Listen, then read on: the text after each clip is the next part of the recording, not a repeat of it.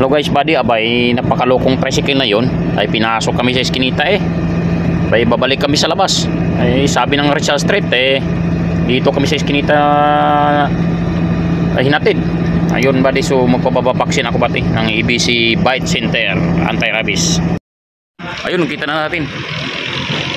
Ayan, kita na namin buddy. Guys. Dito tinuro kaliwa.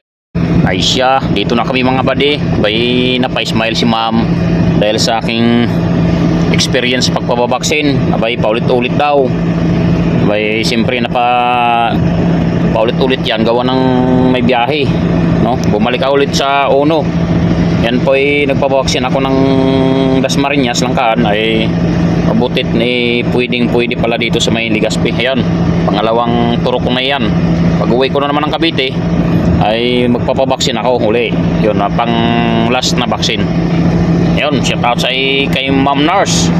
Abay hindi natuloy, pasensya na ho, hindi natuloy at magkaiba yung brand ng baksin sa kanila. Ay ako ibababa na ulit yan. Ay siya mga buddy at nandito kami lumipat sa kabila at napakalapit lang, no?